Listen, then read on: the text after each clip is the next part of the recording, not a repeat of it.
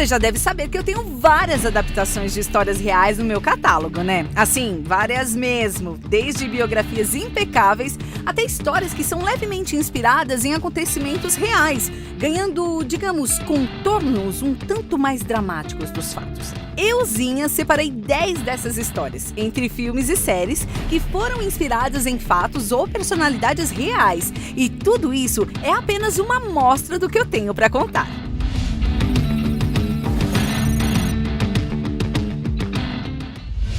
Um retrato realista e nada glamuroso da violenta ascensão de Pablo Escobar, o verdadeiro rei do crime e maior narcotraficante do mundo. Aliás, vocês sabiam que Escobar provavelmente foi o homem mais rico do planeta?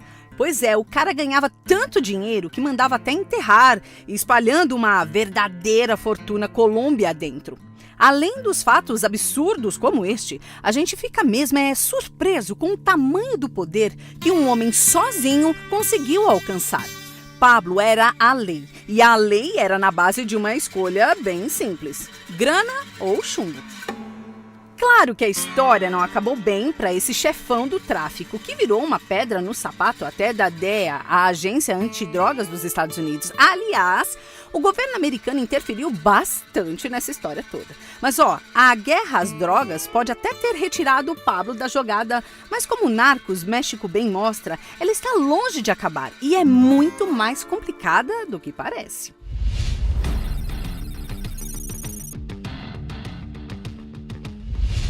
Vocês já pararam para pensar quem inventou o termo serial killer? Aliás, da onde saiu isso? Será que, algum investigador ou psicólogo num dia qualquer, sem nada para fazer, olhou uns crimes e tal, tensos e falou: tá aí, isso é coisa de serial killer. Tá, claro, não foi assim, óbvio. Mas aposto que foi mais complicado do que você imagina. Mindhunter se passa em 1977 e acompanha a criação de uma coisa bem usada hoje em dia e que provavelmente você vê a rodo em séries e filmes do gênero: psicologia e perfil criminal. Sabe aquelas investigações que tentam entrar na mente de criminosos e assassinos? Isso tudo só foi possível graças a uma dupla real de agentes do FBI que entrevistaram e pesquisaram os mais diversos psicopatas, inspirando a dupla de protagonistas da série. E sim, cada assassino que aparece em Mindhunter realmente existiu. Dá até um calafrio.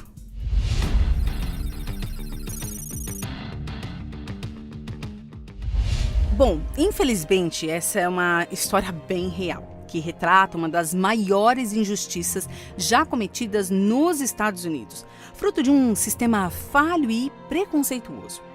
Olhos que Condenam retrata o caso verídico de 5 jovens condenados injustamente por um crime hediondo em 1989. Este é considerado um dos casos mais emblemáticos da justiça norte-americana, que encarcerou um grupo de adolescentes inocentes por 12 anos.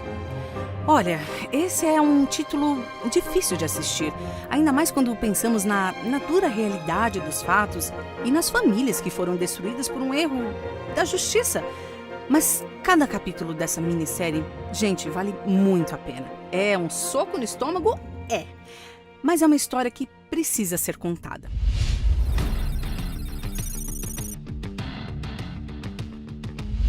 Bem, saímos de uma história com pessoas condenadas injustamente, diretamente para o lado oposto, com criminosos reais, perigosos e mega conhecidos. Vai dizer que você nunca ouviu falar dos famigerados Bonnie e Clyde, o famoso casal de criminosos que aterrorizou os Estados Unidos de 1930 com roubos a bancos, mortes e muita romantização póstuma? Gente, normalmente só ouvimos falar a respeito da jornada de crimes dessa dupla, mas muito pouco se fala sobre o outro lado dessa história, mas precisamente pelos responsáveis por colocar um fim nesse romance regado a muito tiroteio. Os protagonistas do filme são justamente 2 ex-policiais que perseguem o casal sem trégua, percorrendo meio país em um jogo de gato e rato muito perigoso. Aliás, eu já te falei que a dupla de ex-policiais é vivida por Kevin Costner e Woody Harrelson. Ver esses 2 em ação com certeza é o ponto alto do filme. Estrada Sem Lei pode tomar algumas liberdades quanto à história original, mas é tudo em prol de uma bela trama policial.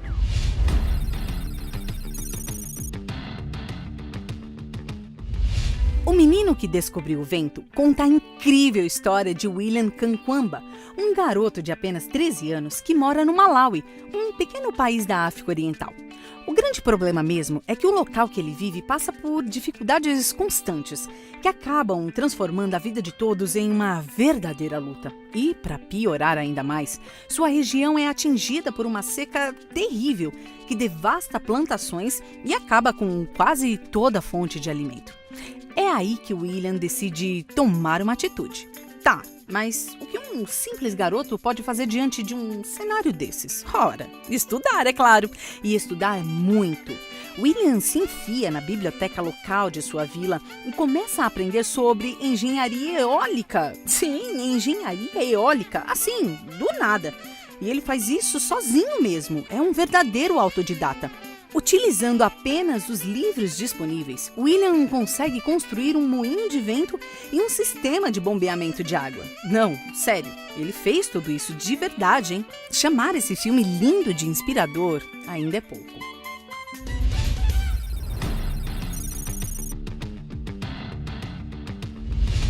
Gente, ser mulher pode ser extremamente complicado hoje em dia, mas olha, o passado foi um período bem mais tenebroso ainda, viu? Alias Gracie é uma série baseada no livro Vulgo Gracie, de Margaret Atwood, a mesma autora de O Conto da Aia.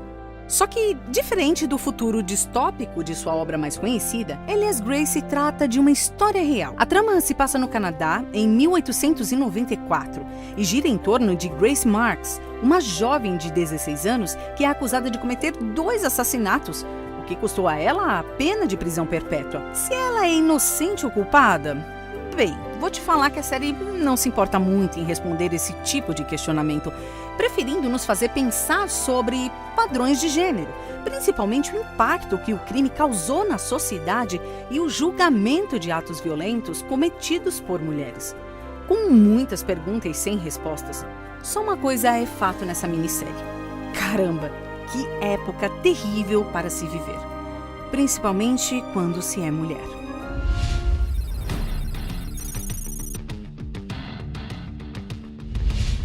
Sarah Breedlove, conhecida como Madame C.J. Walker, foi uma empresária pioneira que criou uma linha de cosméticos para negras, quebrando padrões de beleza e revolucionando o mercado.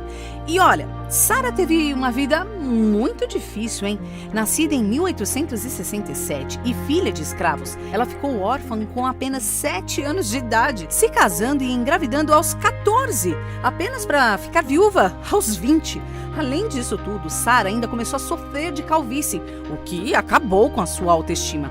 Só que essa mulher é poderosa, viu? Ou se é! Foi nessa época que ela começou a aprender mais sobre como tratar seu cabelo corretamente, além de desenvolver sua própria linha de cosméticos. E se isso tudo deu certo, bem, talvez a mansão de Madame C.J. Walker, com 34 cômodos e comprada por um valor equivalente a $4 milhões, responda a sua pergunta. Te falar, hein? Essa mulher é por inspiração.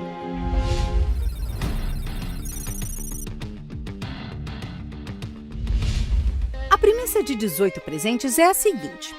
Ana é uma jovem italiana que nunca teve a oportunidade de conhecer a sua mãe, já que ela morreu logo após seu nascimento.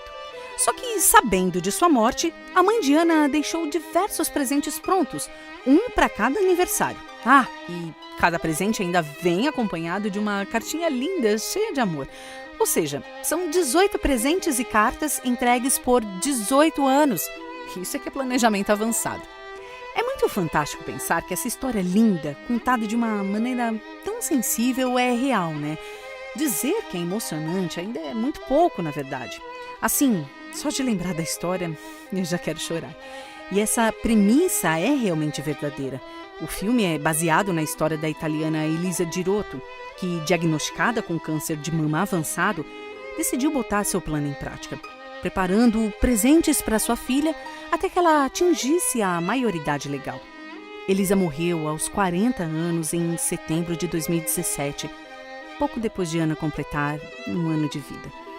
Tá bom, tô chorando sim, e tem como não?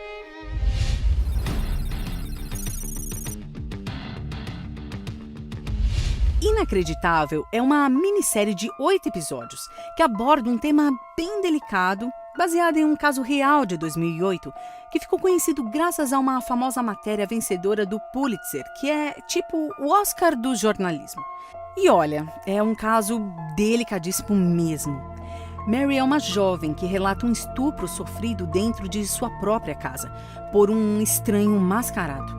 A questão é que, depois de um tempo e muita pressão, a jovem decidiu retirar a queixa, o que rendeu a ela uma acusação de falsa denúncia, com uma pena de até 1 ano de prisão.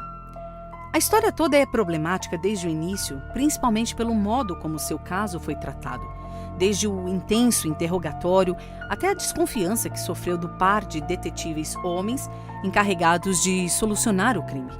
Tudo só mudou após a dupla de detetives mulheres Stacey Galbraith e Edna Hendershot tomarem a frente do caso. Elas não só acreditaram na vítima, como conseguiram, em 2011, prender o criminoso.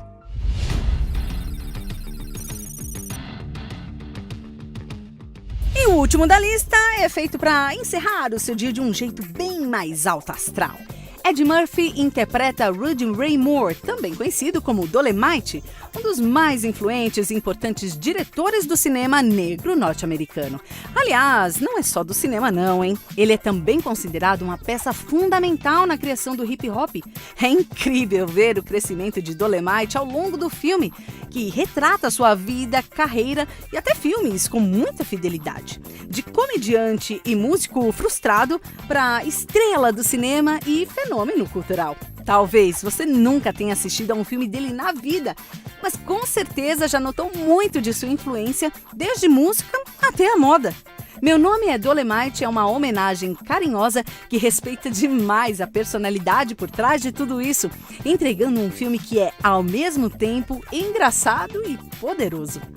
Caramba, tem tanta história real pra gente descobrir, né?